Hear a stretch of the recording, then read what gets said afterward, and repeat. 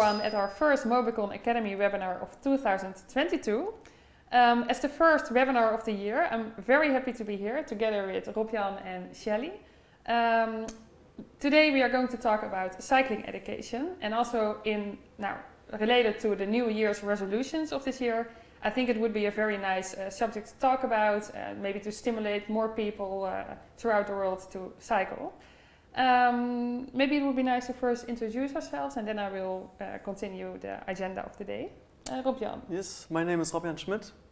I'm a traffic advisor at Mobicon and planning the infrastructure all around sustainable mobility. Yeah, nice, great. Shelley. Yes, thanks Moniek for this introduction. I'm Shelley Bontje, working as a mobility consultant at Mobicon. Yeah, and my name is Moniek Jansen, and I'm as well working as a mobility consultant at Mobicon. Today we are going to talk about cycling education. What is it? How can you train people that want to learn to cycle? What type of people want to learn to cycle? Because of course there are different target groups. What type of trainer do you want to be? Some tips and tricks about teaching.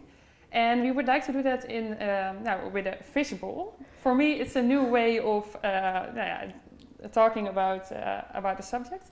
But I think it would be very nice. We will have 2 rounds of fishbowls. And every round I will just grab a piece of paper and ask you a question, and then we'll have a conversation about it. I think it would be nice to start with our video. We went on the street last week to interview some people and ask them how they learned to cycle. So let's go to that video right now.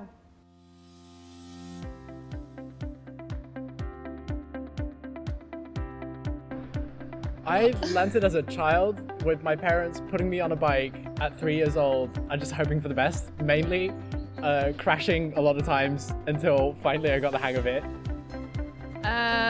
Met mijn oma samen, heel langzaam, stapje voor stapje, kleine stukjes. En vooral met de kerst gingen we naar de lichtjes toe. En tot op een gegeven moment dat ze niet meer achter me stond.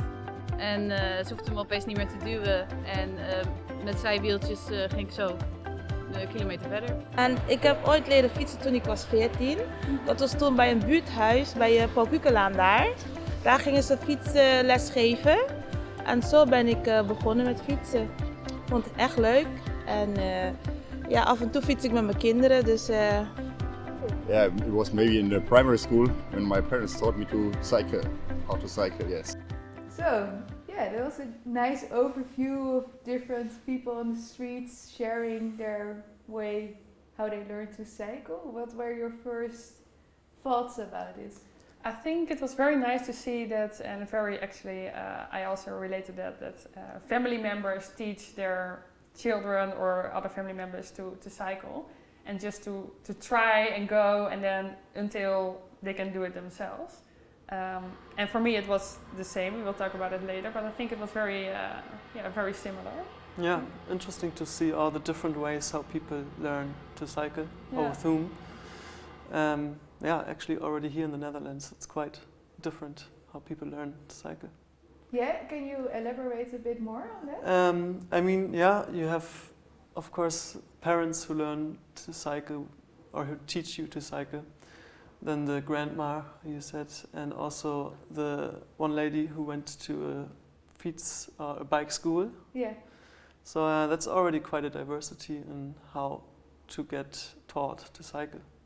Yeah, that's actually quite funny, because we as Dutch people, we are kind of used that we get taught by our parents, I think, or maybe in schools. But if you look at that woman, that she saw people cycling and thought like, I want to learn it as well, but I don't know how. And she goes to a school and then learns to cycle. So so I think it's also realizing that everyone learns in different ways. Yeah. And even though you kind of assume, maybe this is the common way how people learn in this city or region or country, that even still, if you just go out on your streets, that if you talk to people, you will get a variety of experiences. Mm-hmm. I think that was indeed very nice. And I think it's also very interesting that I think almost everybody remembers the first time that they cycled, or who was next to them, or how the story line went. So I think it's a very nice memory as well to remember, and everybody had an answer directly, I think. So Yeah, I agree with you, definitely. Yeah, I think it's also broadening your view of how people learn to cycle, because you only know your own way, take it for granted, but then you actually see that there are other possibilities too. Yeah. Yeah. I think it would be nice to start with the first round of the fishbowl, since I think the first questions are a little bit about this subject, like how did you learn, or when did you realize that cycling differs throughout the world. So yeah, I will take the first one. Yes, let's out see of our what fishbowl. the first question will be. Ooh, the first one is a tough one. Okay, can you recall the moment that you realized that bicycle education differs throughout the world? So what was the first moment that you realized that education of cycling differs throughout the world? Shelley, can I? Yes, is it my turn? Yeah. Of course, if you want to add something or Yes. Yeah, thinking about this question, it makes me realize that how children are educated differs everywhere, and I do feel like that in the Netherlands we quite have some freedom, not 100% in the curriculum or so, because that's all set, but I do think Dutch children do get some freedom in their afternoon activities or in going out on the streets. I do feel like perhaps there's a less frightness among parents about going out on the streets.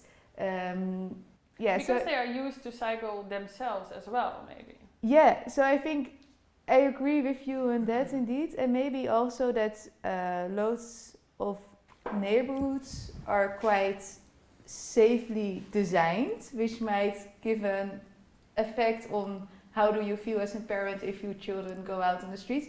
Of course, I think all the parents are very much aware, like, be careful, that you need to stop at the edge of a pedestrian path and look to the left and right, etc.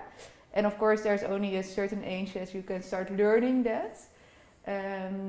But I do feel like there's quite some freedom, and maybe also in the Netherlands, not always the atmosphere of you need to aim for the best results. You need to achieve something even as a child. Yeah. So there's freedom to learn, to grow, to be creative.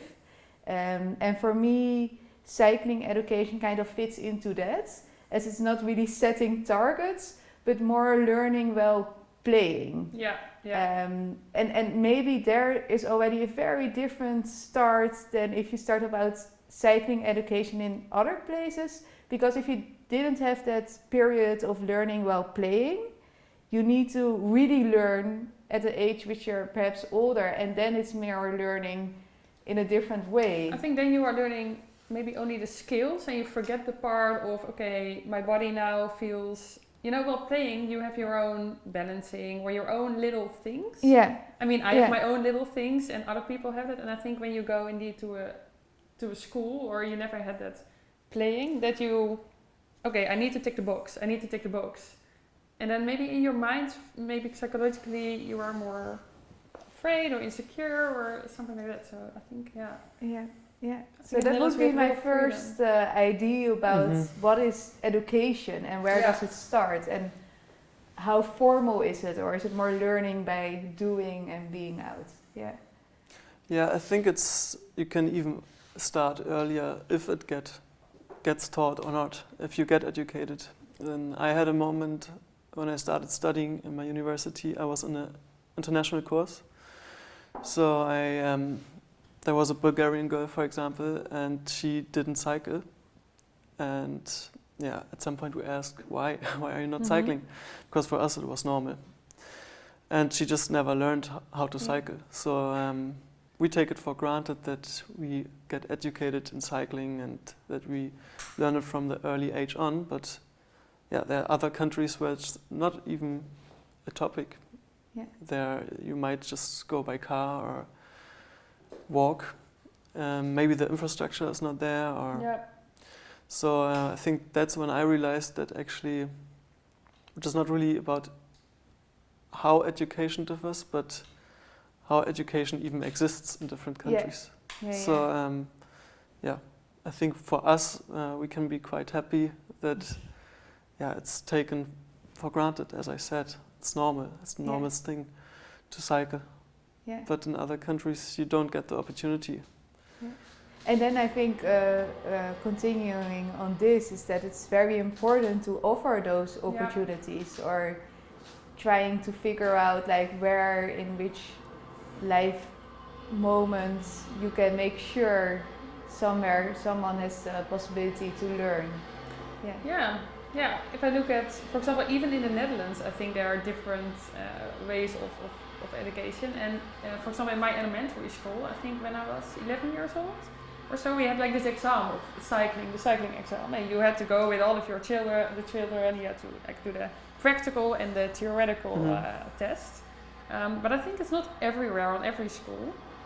But everyone already could cycle. Like it was already taken for granted that your parents teach you how to cycle. So Even though we're talking about worldwide, I think it's not only worldwide. It's even in social environments that it already differs. You have some neighborhoods, I think, where it's also not normal to have a bike. So then you also don't cycle. So the first thing you also need is to having access to the bike itself. Which is not only different worldwide, but also nationally already.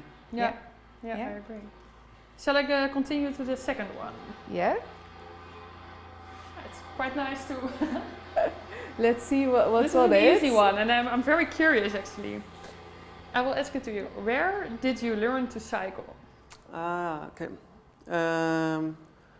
We had an industrial area close by where we lived when I was young. And in the weekends there's no traffic, of course. So we had all the roads just to learn to cycle. Yeah.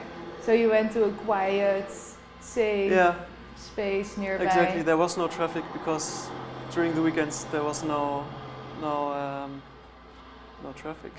Yeah. And what was the moment then when you went there when there was traffic? Because I can imagine if you try it in the street and there's no traffic, and then at a certain point you were like, okay, now I go there. I don't remember the particular moment, but I'm sure that I only did that once I got a hang of how to cycle safely, and that I was quite confident in what I was doing. So like I said, I don't have the particular moment, but I started cycling in open roads or streets when I was confident enough. My parents were watching out for that, I guess. And you were, Yeah, well, I actually just had a brief talk with my mom, like, hi, how did you learn me to cycle? And I think it was just like in our house or in the garden, because if you're still a child with the small bikes, I think it's okay to play inside. And so I think it was really starting from that small way of learning. I think so I think it was even indoors where I really had my first practice with cycling. And then I just step by step broaden the view. And what's also really nice is I'm sure you might experience this as well as a child or not, but I was also seated in front or at the back of the bike of my mom or dad, and then experience it being on the road, kind of. Yeah. Nice. So actually all safe spaces. Definitely. Yes. Yeah. For me it was actually the same. I will give a quick answer otherwise. But I really remember that I'm from the south of the Netherlands, from a kind of rural area, and we were in the meadows, and there was a big bike lane, like cows on the side, and I was very young, and it seemed so far, like there was a bridge on the other side, and I remember asking my father, is that England? Because I really thought that England was there and I could cycle there.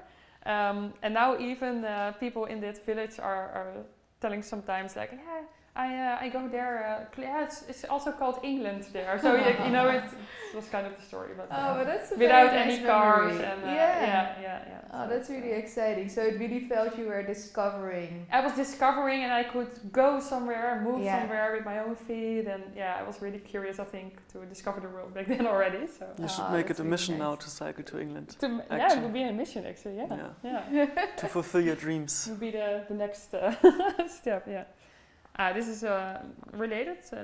How did you learn to cycle? Can you give a quick answer? Like, did you learn it with the I helping think wheels? I started with supporting wheels. Supporting wheels, yeah. And once I got a feeling of how to balance the bike, my parents took them off, and I started first slowly with my parents next to me, and then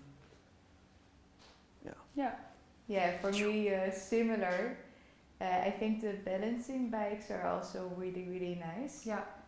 But it seems to be more a new fashion thing than. Honestly, I'm more. I like them more than the supporting wheels because you get the balance directly. But I never knew that they existed when we were young. I think. So indeed, Next one. Yes. Maybe let's do one more of this round and then we go to the next video. Sounds because good. We have much I think we questions can to continue talk about. talking and recalling our this youth one we already memories for got. a bit. Yeah. Yeah. Let me see. Can you recall the moment that you realized that how someone learns to cycle differs? So, I can start myself if you, because yes, of course. I thought about it, and actually my boyfriend is not from the Netherlands. He's from another country, and he never learned to cycle. Well, he said he learned to cycle, but then we went. I'm like, okay, you can cycle. Let's just go to Rotterdam, and I will show you how the city looks like by bike, of course. But on the first turn, he fell down, and I was like, oh no, what? And he was like, yeah, but all the people here and the traffic and the things and then I realized, okay, he learned to cycle only in the safe space, but never really physically in the street where it all happens. And I thought, okay, it's, or for example, the rules or the kind of non-spoken rules. For example, I learned from my parents that if you bike next to each other and somebody crosses you, the first one, the inner side, makes a little bit speed and then you are aligned. But that's not a rule. It's just something you develop over time. Yeah. So I was so used to that I'm like, took it for granted that he also knew that, but he didn't. So it's one thing to cycle and it's the other thing to participate in and I think the that's traffic very important to take into situation. cycling education as well and trying. That's true. I don't even remember how I got into the traffic rules of cycling. I only thought about the physical aspect of cycling.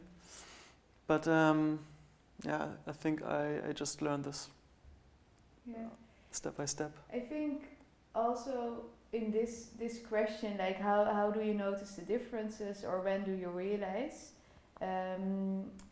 It makes me also feel like it's so important to go to different places. I know now with all COVID regulations and stuff, it becomes a bit harder. But then you see what you are used to is very normal, and if you go to other places, then you realize, okay, things are different here. Or if you speak to people from different places, and I think here it's really important to share knowledge.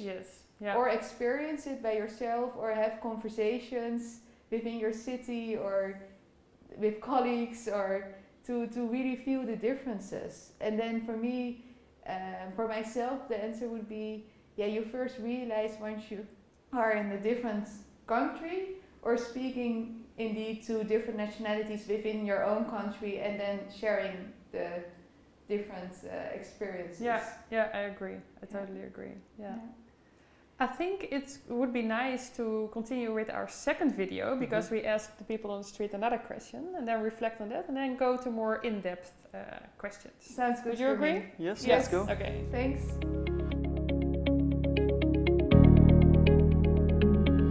It was actually learning by doing. So encourage when you fall down, then just get up on your feet again and try again. And try again and try again. Hij was heel geduldig. heel geduldig en ging me veel aanmoedigen. Van niet bang zijn, je kan het wel, weet je. En hij ging altijd achter vasthouden. En op een gegeven moment kreeg ik mijn stabiliteit en toen was ik weg. Weg was ik. Was echt leuk. Fietsen is echt leuk hoor. Yeah, I think it's a good idea to learn how to drive a scooter first, because also on a scooter you have to keep balance, but you also have your foot so you don't fall off the scooter. So maybe a first idea is to learn how to drive a scooter, and then after that works pretty fine, then a bicycle may be the next step. Ze deed me heel erg geruststellen. Van, ja, nee, je kan het gewoon, je doet het heel goed. Het was maar nog een klein stukje. En dat maakte me heel zelfverzekerd. En dat ze ook met me meeging. Dat was heel stimulerend. Iemand achter je hebben die rustig is en niet je zenuwachtig maakt. Want je moet natuurlijk best wel goed concentreren. En vertrouwen hebben, dat is altijd belangrijk. Ja. Vooral als je kind bent. Ja, ik denk leren om evenwicht te houden, maar ook vertrouwen in je eigen kunnen. Van doorzetten en proberen. En uiteindelijk moet je natuurlijk zelf het doen, maar dat zijn wel de belangrijkste dingen die me bij zijn gebleven. Ja. That I was terrified biking without the wheels because I was falling all the time. So then my father and my grandpa actually they were saying, yeah, this is how you learn to bike. And actually that was a kind of a valuable lesson, you know, that many times in order to succeed in something you need to fall many times and then learn from that and go back in.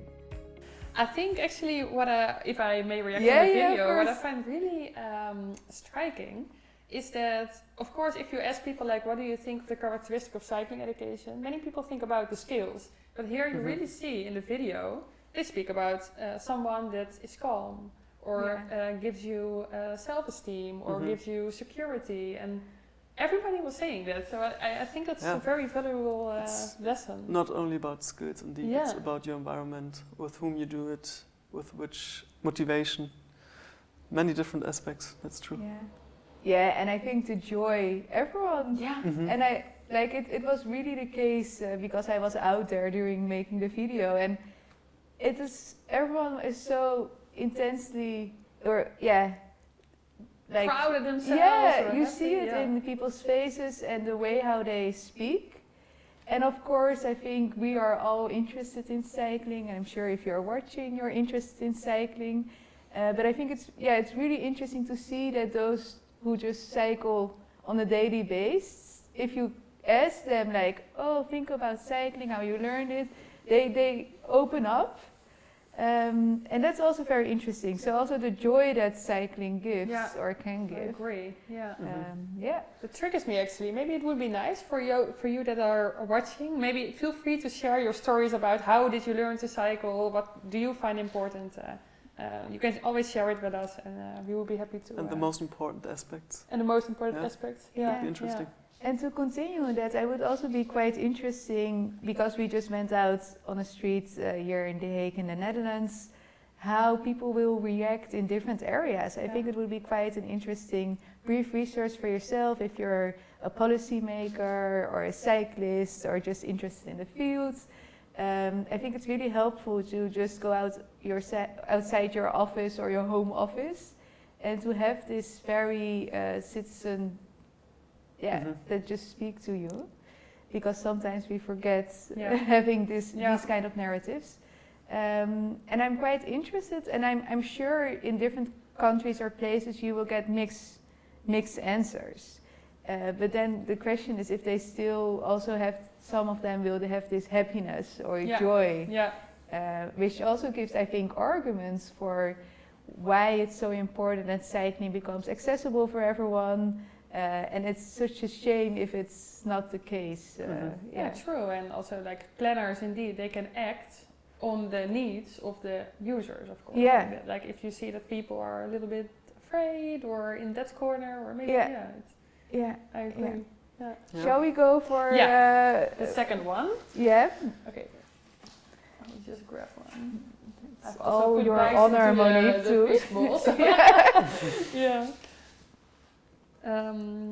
There could be, by the way, some noise in the back, so sorry about that. Hopefully the technical aspects would be okay. But are there any points you would like to learn about in the future concerning bicycle education? So things that we don't know yet about cycling education, what are aspects that we would like to learn? Yeah, I think my first reaction will be, I'm sure there are so many things we can still learn from or about. For me, if you have any other answers, so I think there's so much still to discover. For me, I think it's always interesting to always look back into the future or in the past. Yeah. And learn from the past and see what can bring us that for the future.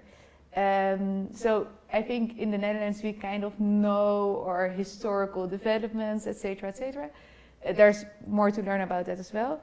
But I'm quite curious in certain places where cycling is not very common, or like for an average rich British person or an average American person.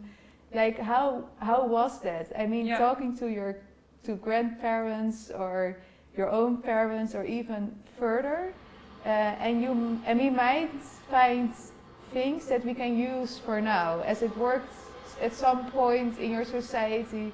Yeah, I think that for me, looking back and then bringing that in the future somehow, if that makes sense. Yeah. And of course, with bringing it in the future, there are a lot of cycling innovations there already that's come up, like the speed pedelec and everything. That of course we have to set some expectations there as well. I'd also be interested to just know how to implement cycling education just generally into schools, and not only in the Netherlands or Germany but also Europe-wide or worldwide. Yeah. How to make it a normative. Yeah. That would be interesting how to get this. Yeah. And do you have any ideas about that yourself? I would say that it's up to politics maybe, or policies and educational systems. Yeah. So I think if there's a norm set or something that could help, that you have a certain amount of hours in a year or a semester, which you have to just use it for cycling and cycling education in general. Yeah, some hours, and I think it would be nice to also point spaces, safe spaces where people can try. I mean, without we saw it all ourselves. We all learned in a safe place. But I believe there is no one size fits all. But I think the method. school could be a good environment, because you have environment which is safe. There's no cars on the property of the school most of the times. So I guess that could be a good opportunity for schools everywhere. Okay, now hopefully in a few years we will do the same webinar and then we learn all of these points. What is your advice for people who want to encourage others to cycle more? Yeah. I think it's always good to be passionate about cycling yourself. Yeah. So you spark your passion over to the other person. I like that answer actually, to spark it over. Yeah. Because I think pushing people never works, right? You have to just want it yourself, and if you see others who are very passionate about something, you get you get it as well. Yeah. The passion for it.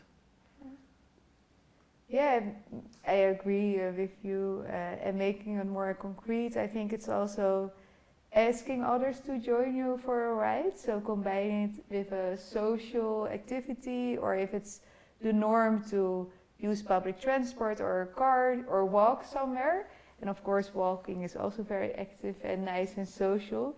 And of course, you can also chat or sing in the car, which is nice. But I think changing these norms, like if someone directly thinks about going by car, you can just also propose, hey, we could also cycle there and maybe start on a nice day where the sun is shining, not too hot. But I think somehow making it accessible to make these small changes.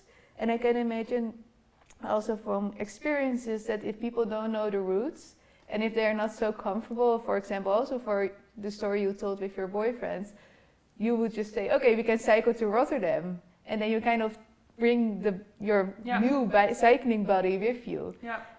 I think that can really encourage people to start cycling more. And then at the same time, as you say, if you can be very motivated yourself, but if other people are not triggered by it, I think it's also interesting to think about like what maybe helps them to trigger it. And of course, it depends on your own style if you like that approach or not. But then there are also many aspects around cycling, like health. Maybe someone, for example, at my sports club, I think it's always so ironic if people are very into sports. Yeah, and they go by car. And they are not cycling, so then having the conversation, yeah, don't you think it would also be good for you as a cooling down to cycle back home, for example, and see if that's sparks?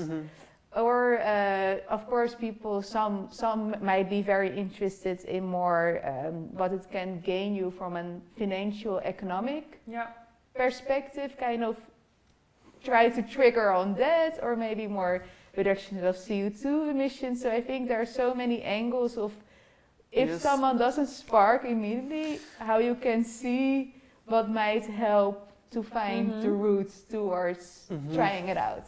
I think the actual challenge is also to change one's habit to not go by car. So we're all comfortable people, and once we have the routine to go by car, it's really hard to get the change. Yeah, I so, agree. but like you said, you can just talk to them and say, hey, why are you not cycling? Then maybe they think about it, and then they think, why? Yeah. Why not? Maybe they are just in the, I wanted to add one thing on the first thing you said, because I was just thinking back of the projects that we did as Mobicon for the municipality of Amsterdam. We were doing a research about why people don't cycle, for example, to schools and children. And there was one girl, and she said, this is my second school. At my first school, I always biked with my friends to my school. And now nobody's biking here, so I also don't bike because I don't have, for example, friends or. It's not the social and there, norm. the social, it's not the norm, and I think. But then also the norm is very important indeed, and it was a very. I'm happy you recall it, because I think also with events you can add to that norm. So for example, if there is a certain office or school or any other neighborhoods or place, it's not yet the norm, you can definitely have these events and people feel more secure if they do it in groups and do with people that they relate to. I think many people don't know how much they would like to cycle. How much they would like to go to work. Sometimes if you don't know, you also don't know what you're missing out on. Yeah, because you don't go, like you go to the Netherlands, you've never cycled and you think, oh, let's go to a cycling education, let's go to cycle school, if you don't know if you like it, of course. So indeed you need to... Or through nature. Or and for this Amsterdam project, we really encountered that also cycling was not cool for certain children, which I think if you're a teenager, it can be very a thing that things are not cool. So and you're way more influenced perhaps by being cool than in a later age. And then I think it would also be interesting to think about how can you make it cool if that is one of the barriers. And I know you have those workshops where you can pimp your bike or you can paint it. And you feel more like it's my bike, you feel more bonded with it. Yeah, and I think also what we experienced, but please share your thoughts on it as well. Electric bikes were so cooler than any other type of bikes. And of course you have the very fancy electric ones at the moment. Of course they're also more expensive. So I think sometimes if cycling can be seen as people for like that don't really have a lot of money and it's a poor cheap way man's of vehicle or something like that. Could be also a prestige or like a status. Exactly, but then the expensive electric bikes, they were like also enthusiastic about that. And you also have more the low rider bikes. So I think also the coolness thing is interesting. Which is actually funny indeed, because I've never, of course I thought about maybe some people think that way, but I always biked on second-hand bikes, for example, you know. Yeah, because you probably don't think about if it's... Exactly, it's just the normal way, but... And at a certain point, very old-fashioned second-hand bikes can also be very I cool, love right? it. I love it. Especially the old racing thing. bikes, right? Yeah. It's also a thing. Vintage. The vintage, yeah. vintage. Yeah. I love them. Okay, Yeah. let's go to the next one. Yeah. What are the misconceptions of cycling education? Mm-hmm. Yeah. Yeah, I'm now triggered what you said about the projects we've done. Yeah. But we also been involved in a project at the Technical University in Delft, here nearby. And there we are supporting incoming international staff and giving them the first steps into the Dutch cycling culture. Of course, there's way more to share, but in short, I think it's very interesting there that most of the people do have some experience with cycling that attend the workshops. But as you phrased misconceptions, I think here you could also easily think about, oh, maybe they don't have the skills, or yeah, I think that would be the first thing to think, kind of. Because biking is an an action, so you think it's a skill. Well, yeah, but here I would really say it's because these are like staff working at the TU Delft, so they are very experts on technical stuff. And so they are often having the skills and they know how their bike works and they know all about that. But they often really want to know what are the traffic rules and if I'm doing it correctly or not. And I think, for example, this is something very different for that age and target group and background group comparing to children, because they probably don't really care about the traffic rules and we need to learn at a certain point. But there it could be like it really depends who you're teaching, what you need to give as a trainer. Yeah, I agree. And well, I think sometimes giving a lot of attention to the rules and more like the theory about how to cycle around in the Netherlands in a proper way. Well, this group really needs it. Yeah, I think that's also a very Netherlands-specific topic with the traffic rules, because in Germany, for example, you are more adapting to the existing traffic as a cyclist. Yeah. Mm-hmm. Here you get really, in the Netherlands, you get the space to really be part of the infrastructure. So the actual thing of traffic rules applies here.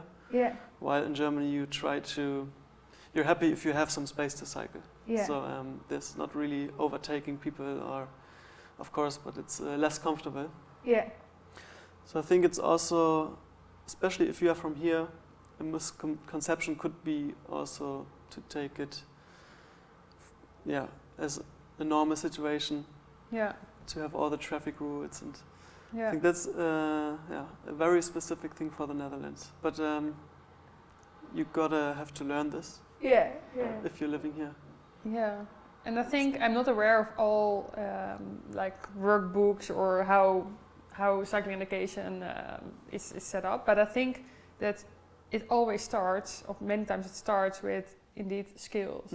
Well, it could be nice to first ask the people that try to learn, like, why do you want to learn, or what can you already do, or are you afraid, or and then adapt your teaching methods on the needs instead of just go through the set of rules, I think. Yeah. So check in kind of with exactly. who you're teaching, like, oh, what do you already know? What do you want? Yeah, and give them confidence, be empathic. Yeah, I think it's very Sounds good.